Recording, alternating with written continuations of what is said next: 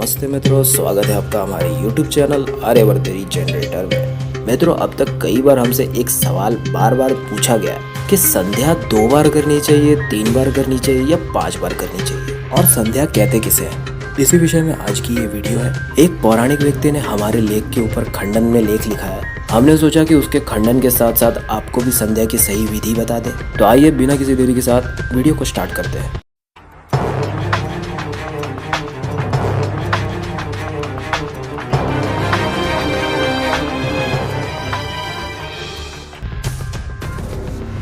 तो ये लिखते हैं, वाह जी वाह, पौराणिकों ने दोपहर की संध्या मिलावट कर दी। पौराणिकों को यदि अपने स्वार्थ के लिए मिलाना होता तो ये दोपहर की संध्या वाला क्यों मिलाते? यदि मिलाना होता तो आराम करने का, आलस्य आदि करने का मिलाते, परिश्रम करने का क्यों मिलाते? आर्य समाज का यही नियम बन चुका है कि अपनी विचारधारा के विरुद्ध कुछ भी देखो सीधा मिलावट घोषित कर दो। पुराणों में, स्मृतियों में और अन्य ग्रंथों में त्रिकाल संध्या का वर्णन आया है, उसे तो आर्य समाजी प्रमाण नहीं मानेंगे। इसीलिए जो प्रमाण मानते हैं उसी से प्रमाण प्रस्तुत कर रहे हैं। तो इन्होंने आगे ये महाभारत वन पर्व अध्याय 263 में दुर्वासा जी द्वारा दोपहर की संध्या करने का प्रमाण दिया है।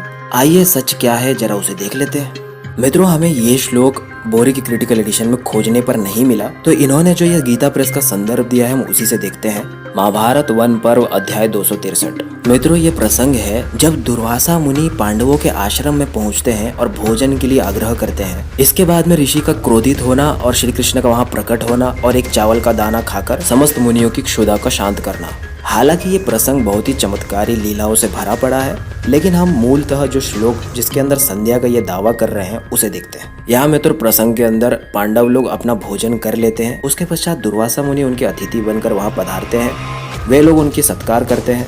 यहाँ देखिए, न तो कोई संस्कृत श्लोक के अंदर और न ही उसके अनुवाद में कहीं पर भी संध्या शब्द आया। यानी मध्यकालीन संध्या का दावा ही इनका फर्जी है। ये अप्रमाण है, लेकिन इसे प्रमाण के रूप में प्रस्तुत कर रहे हैं। ये छल कर रहे हैं। यहाँ केवल इस श्लोक का यही अर्थ है, मध्यकाल में दुर्वासा मुनि जी ने पुनः स्नान करके भोजन से पूर्व ध्यान किया, समाधि लगाई। यहाँ लेखक इस संबंध में बात कर रहा है, न कि संध्या के बारे में। यहाँ ऋषि दुर्वासा दूर से प्रवास करने के कारण थक कर जो द्वितीय स्नान कर रहे हैं, जो कि अक्सर तपस्वी मुनि ऋषि लोग करते ही थे, और दिन के किसी भाग में एकाग्रचित होकर ध्यान समाधि लगा रहे हैं, जो कि सभी योगी लोग दिन भर लगाते हैं।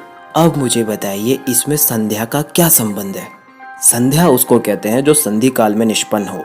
दिवस और रात्रि का संधि काल भारत के अंदर तो 2 ही बार होता है, एक प्रातः में और एक सायंकाल। मिड डे को संध्या कहना ही व्याकरण की दृष्टि से एक महामूर्खता है, क्योंकि मिड डे पीएम के समय पर कोई संधि तो हो ही नहीं रहा है। यदि ऐसे 3 काल की संध्या मानो तो मिड नाइट को भी करिए संध्या, 4 टाइम की संध्या कीजिए, 5 टाइम की करिए। आप ही की देखा देखी मुसलमानों के अंदर 5 वक्त की नमाज पढ़ी जाने लगी। ये सारी विकृतियां पौराणिकों के और संप्रदायवादियों के द्वारा ही दुनिया भर में गई। ये केवल इस चीज को लक्षित करता है कि योगी लोग नित्यचर्या में ध्यान इत्यादि दिन भर करते ही रहते थे, ध्यान के द्वारा अपने चित्त को एकाग्र करते रहते थे। केवल इतना सिद्ध करता है। अब अगला प्रमाण देखिए इनका।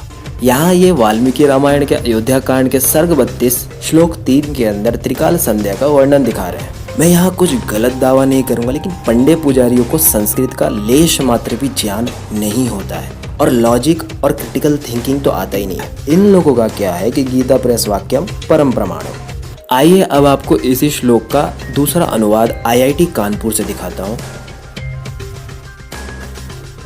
अब मैं आपको रामायण के श्लोक पर सही शोध बताता हूँ। परंपरावादियों को केवल ये लगता है कि जो गीता प्रेस ने कह दिया बस वही परंपरा है, वही प्रमाण है, लेकिन मित्रों ये गलत है।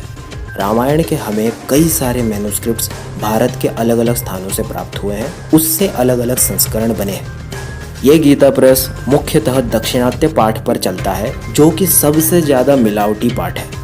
इन्होंने मेरी बात को नजरअंदाज कर दिया, जहां मैंने कहा था कि रामायण के अंदर मिलावट काफी ज्यादा पौराणिक लोगों ने मध्यकाल में किया है। अब आप खुद इसका प्रमाण संस्करणों से देखिए। मेरे मत में जहां तक मैंने अब तक शोध किया है, मैंने बंगाल संस्करणों को सबसे ऑथेंटिक और काफी कम मिलावट वाला पाठ माना है। बंगाल के सभी पाठों के अंदर श्लोकों की प्रक्षेपण सबसे कम हुए हैं और वो काफी शुद्ध रूप में आज प्राप्त होता है। उसको देखिए। यहाँ पर देखिए मित्रों, इस प्रसंग का ये श्लोक भिन्न रूप से प्राप्त होता है और यहाँ पर संध्या का जिक्र ही नहीं है।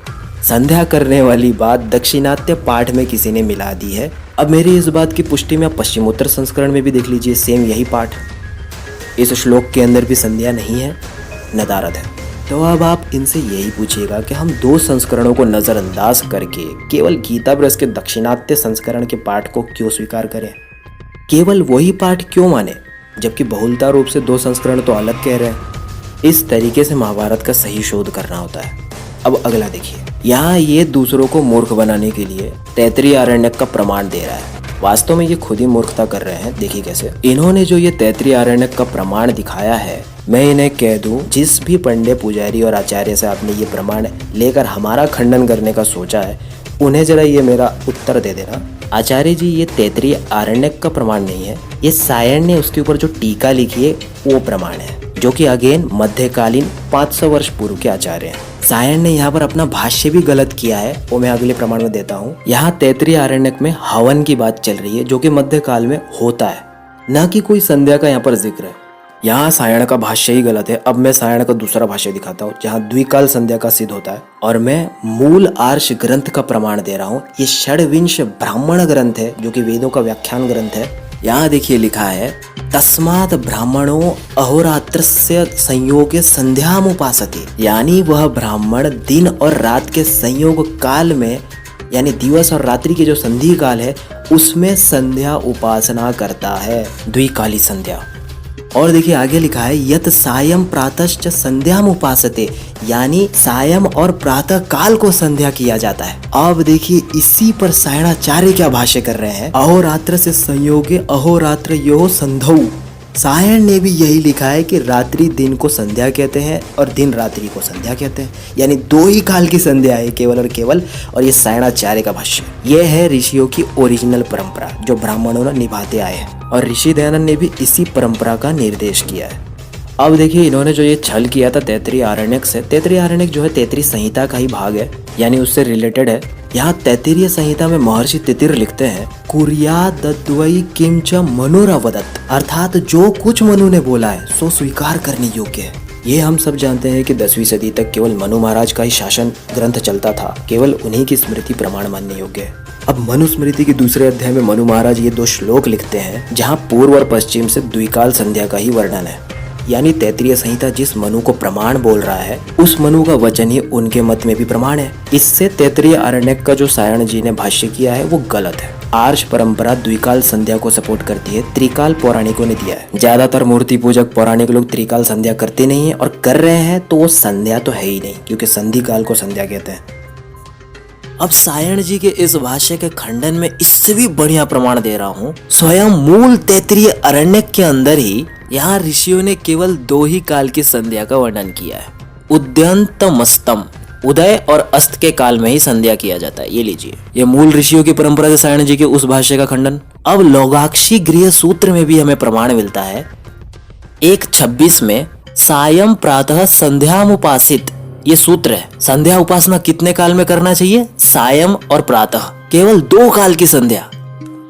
अब मैं आपको एक ऐसा प्रमाण देता हूँ जो कि परंपरागत पौराणिकों की ही परंपरा से आया है, और जिसे आर्य समाज ने भी प्रमाण माना है, उसी को ग्रहण किया है, उसी को आर्ष अनुकूल समझकर आज सभी आर्य समाज में लागू किया गया है। मित्रों, आज हमें यजुर्वेदीय शाखा का एक संध्या ग्रंथ मिला है, या कहें उसकी पांडुलिपि मिली है। इसका लेखक इसे श्री गणेशाय नमः मंगलाचरण से शुरू करता है, और इस यजुर्वेदीय संध्या विधि की पांडुलिपि में जितने मंत्र मौजूद है, ऋषि दयानंद के भी पंच महायज्ञ विधि के अंदर संध्या विधि उसी प्रकार से 1-2 मंत्र कम ज्यादा के साथ समान मिलते हैं।